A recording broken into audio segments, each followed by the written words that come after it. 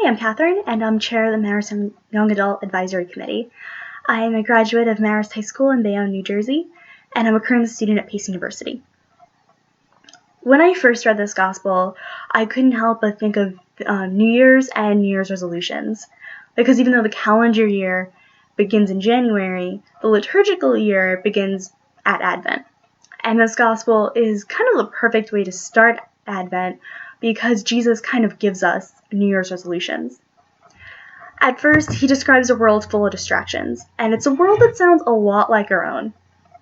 And Jesus is saying that when the second coming comes closer, there will be wars, there'll be natural disasters, and there'll just be a general air of anxiety about the future. And this sounds a lot like our world right now. You can't turn on the news or look up the news on your phone without seeing news about conflict or tragedy, or maybe a new study about global warming or hurricane or tornado, or just a lot of anxiety about what's to come. And this is especially true in the United States because we're in the middle of a campaign, of a presidential campaign. So we can't really do anything without being reminded of change and new things.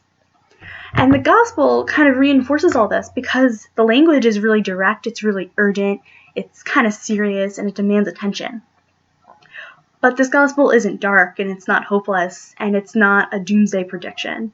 Because if you look back in history, there have always been wars, there have always been natural disasters, and there's always been a fear of the unknown. So Jesus isn't telling us to be afraid. He's reminding us that before us and after us, there will always be struggles and there will always be conflict. But no matter what, we all have the strength to carry on his mission. We all have the strength of making him known and loved throughout the world. And a lot of the distractions we may face every day aren't as big as wars or tornadoes. Sometimes it's just the everyday distractions. For instance, I'm going through finals right now. And sometimes it's really hard to not stress so much about the final. And sometimes I can lose track of why I'm taking a course at school or what I'm supposed to gain from it because I'm too busy stressing out over a final paper or exam. And sometimes during the Christmas season, people see that too. They're too busy baking, decorating, and buying presents that they kind of forget to gain some perspective on why we celebrate Christmas. And Advent is a time for us to prepare for Christmas, yes, but it's also a time for us to see where we've been in our faith and where we are going. So it is about a destination, but Advent is also about enjoying the journey and reflecting on that too. So Jesus is telling us the best preparation for the new year is our day-to-day actions, what we can start doing right now to start living his word. And this can mean really small actions. It can mean helping people bring in groceries. It can mean taking a study break so you could cheer up a stressed out friend.